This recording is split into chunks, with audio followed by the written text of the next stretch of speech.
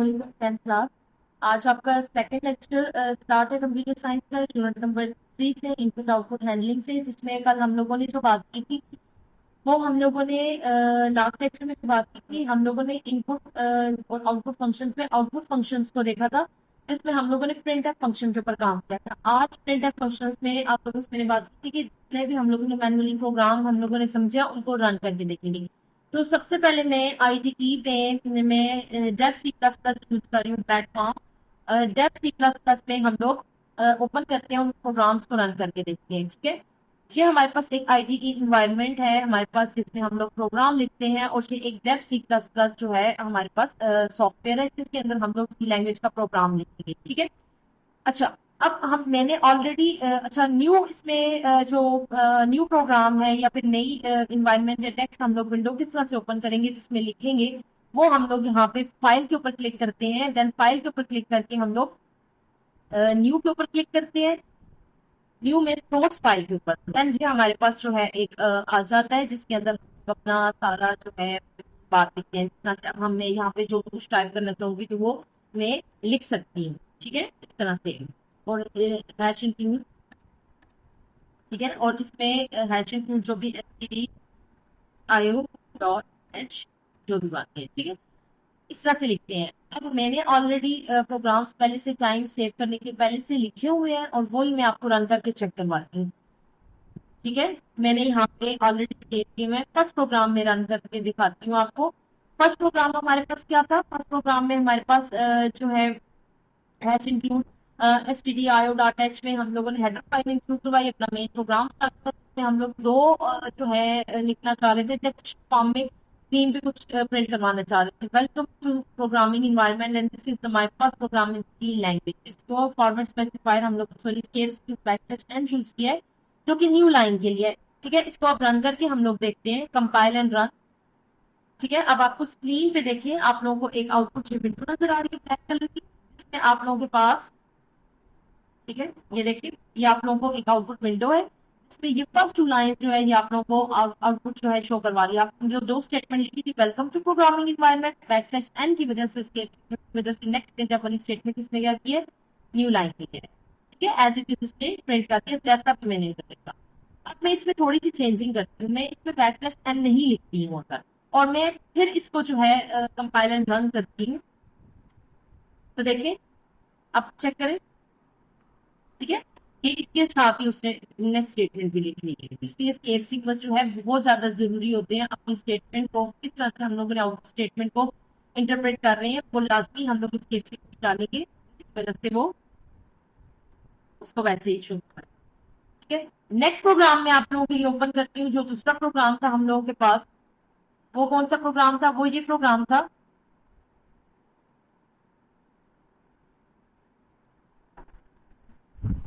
ठीक है, दूसरा जो प्रोग्राम था हमारा वो ये प्रोग्राम था। मैंने इसकी ऑब्जेक्ट फाइल ओपन कर दी थी गलती से। अच्छा, अब देखो, इसमें क्या है, हैश इंक्लूड एसटीडी, ये हेडर फाइल इंक्लूड किया क्योंकि प्रिंट एफ का फंक्शन जो है हम लोग यूज कर रहे हैं।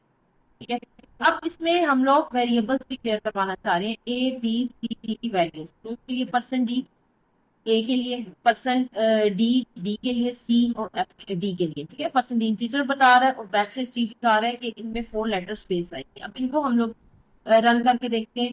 ये देखते हैं, 1 2 3 4 आप लोग बस 4 लेटर स्पेस के साथ आप लोगों को लिखा हुआ नजर आ रहा है।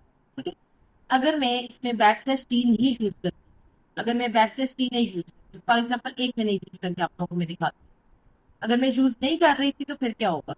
देखें, 1 2 उसने साथ ले, ठीक है, या मैं इसके साथ बैकस्लैश एन अगर चूज कर लेती तो क्या होता? देखिए, 1 के बाद नेक्स्ट जितनी भी बातें थी उसने न्यू लाइन पे दी। ठीक है, ये तो हमारे पास हो गया सेकंड प्रोग्राम। अब हम लोग थर्ड प्रोग्राम को अपने देखते हैं। थर्ड प्रोग्राम के अंदर हम लोग कोई भी वेरिएबल डिस्प्ले करवाना चाह रहे थे। एज का जो हम लोगों ने प्रोग्राम लिखा था क्या है, हैश इंक्लूड लिखा S T D I O dot है, जो कि हमारे पास एक हेडर फाइल है स्टैंडर्ड इनपुट आउटपुट फंक्शन के लिए, जो प्रिंट एफ फंक्शन को बताएगा कंपाइलर को कि ये किस तरह से इंटरप्रेट होना है, प्रिंट एफ फंक्शन में किस तरह से काम है।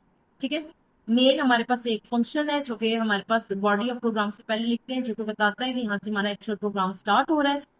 हम अपना थर्ड प्रोग्राम देखते हैं। थर्ड प्रोग्राम जो कि हम लोग वेरिएबल में जो डेटा पड़ा हुआ है वो हम स्क्रीन पे प्रिंट करवाना चाह रहे हैं, ठीक है। थर्ड प्रोग्राम हमारे पास एज वाला जो था, आप लोगों ने लास्ट लेक्चर में पढ़ा था, ठीक है। एज हम लोग स्क्रीन पे प्रिंट करवाना चाह रहे हैं, दिखाना चाह रहे हैं। एज को हम लोगों ने इनिशियलाइज भी कर दी है वेरिएबल को 15 एज अगर स्क्रीन पे दिखाना चाह रहे हैं तो इसके लिए जो प्रोग्राम था हैश इंक्लूड एसटीडी और डाटा, इसलिए हमारे पास प्री प्रोसेसर डायरेक्टिव्स हैं जो कि पहले से बनी हुई हैं, जो कि बता रही हैं एसटीडी आईओ डाटा एक हेडर फाइल है जो कि हमारे पास standard input output header file है, जो कि एक लाइब्रेरी है जो कि बताती है कि इसमें आउटपुट फंक्शन जो वो है, आउटपुट फंक्शन प्रिंट एफ जो है, ये किस तरह से यूज होता है, किस तरह से इंटरप्रेट होना है, किस तरह से इसको जो है स्क्रीन पे दिखाना है इसको। इसमें रिजल्ट जो भी बातें लिखी हुई हैं हम लोगों ने, ठीक है। तो वो जो है सारा कुछ कंपाइलर की तरफ से देखेगा, एसटीडी आईओ डॉट एच की हेडर फाइल से जाकर समझेगा, ठीक है। देन मेन हमारे पास एक फंक्शन है जो कि हमारे पास बॉडी ऑफ प्रोग्राम से पहले आता है, जो कि बताता है कि इसके बाद एक्चुअल प्रोग्राम हमारा स्टार्ट हो रहा है। देन करली ब्रैकेट्स में हम लोग एक्चुअल बॉडी, हम लोग एक्चुअल प्रोग्राम अपना लिखते हैं। सबसे पहले हम लोगों ने वेरिएबल इंट सॉरी एज एक वेरिएबल है, इस टाइप का इंटीजर टाइप का एक वेरिएबल है जिसमें जिसकी वैल्यू इंटीजर क्या पड़ी है 15, उसकी वैल्यू पड़ी है, ठीक है। ये हम लोगों ने वेरिएबल को डिक्लेयर करने के साथ साथ इनिशियलाइज भी कर दिया, ठीक है, जैसे कि आप लोगों ने सेकंड चैप्टर में पढ़ा। देन अब हम एज को चाह रहे हैं, स्क्रीन पे लिखा हुआ नजर है। हम एज प्रिंट स्टेटमेंट में सिंटेक्स इसका क्या था, हम लोगों ने फॉर्मेट स्ट्रिंग लिखना था, फिर देन फॉर्मेट फिर काम के बाद फिर हम लोगों ने जो है वेरिएबल लिखना। अब उसमें वैल्यूज अगर हम लोग पुट करें या उस प्रिंट स्टेटमेंट को अगर हम लोग वैल्यूएट करें या लिखना चाहें उसमें आंसर, तो वो किस तरह से था।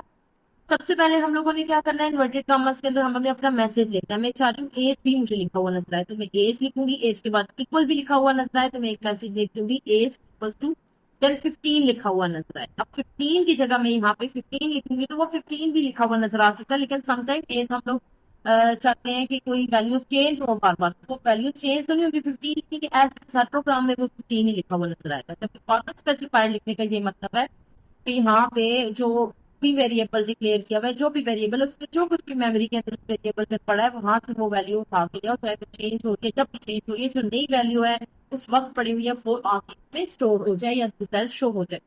परसेंट डी फॉर्मेट स्पेसिफायर है जो कि बता रहा है हमारे पास देखिए एक इंटीजर वेरिएबल है देन कामा, और यहाँ पर वेरिएबल के परसेंट डी में कौन सी वैल्यू है, एज वाली वैल्यू है, एज पे क्या पड़ा हुआ है 15। अब इसको हम लोग रन करके देखते हैं, ठीक है। तो आप लोगों के पास स्क्रीन पे देखें, आप लोगों को एक आउटपुट नजर आ रही है जिसमें आप लोगों के पास एज इक्वल टू 15 लिखा हुआ है। आपके पास देखें एज इक्वल्स टू मैसेज वैसे परसेंट डी की जगह उसकी वैल्यू ले लेगा एज वेरिएबल में जो कहती है 15, तो वो 15 आपको स्क्रीन पे नजर आ रहा है।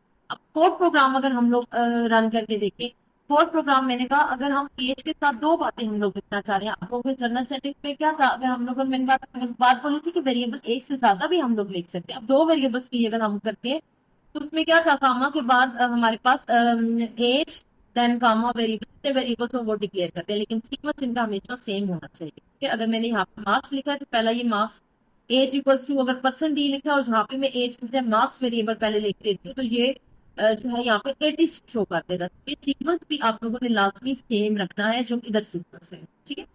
अच्छा age equals to percent D, अब परसेंट डी में क्या आ जाएगा, यहाँ से देखा जाएगा एज, एज में क्या पड़ा हुआ है 15, 15 आ जाएगा and as it is print होगा क्योंकि मैसेज है।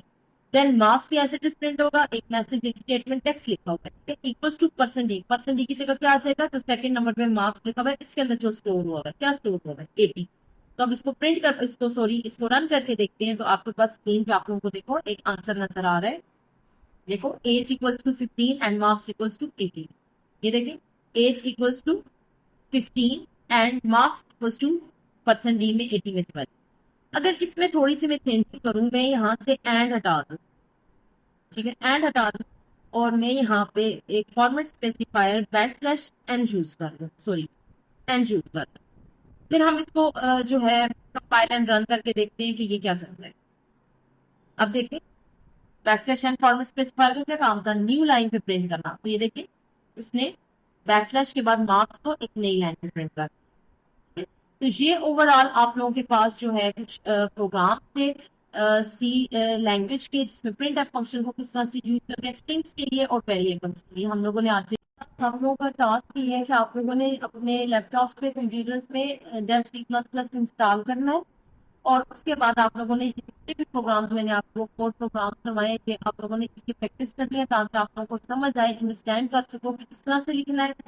एरर्स आप लोगों के आएंगे, आपको एरर्स रिमूव करने आएंगे, आप लोगों को एक अच्छी ग्रिप प्रोग्रामिंग भी हो जाएगी। ठीक है, जब तक आप लोग प्रैक्टिस नहीं करेंगे खुद से, आप लोगों को ये चीजें समझ नहीं आता। ठीक है, आप लोगों का टास्क है आज का कि आप लोगों ने Dev C plus plus install करना है।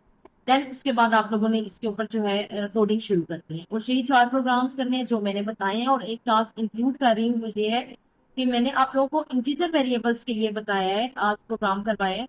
इंटीजर वैल्यू 15 थी, आप लोगों ने यहाँ पे फ्लोट वेरिएबल्स के लिए मुझे काम करके दिखाया है। तो जैसे पॉइंट्स में वैल्यूज वैल्यूज होती है, तो जैसा 1.5 हो गया, 5.9 हो गया, फ्लोट के लिए काम करके दिखाना है। और यहाँ उसके लिए फॉर्मेट स्पेसिफायर भी कौन सा लगेगा, परसेंटेज, इसके ऊपर काम करके आप लोगों ने मुझे चेक करवाना है। ठीक है, ओके, अल्लाह।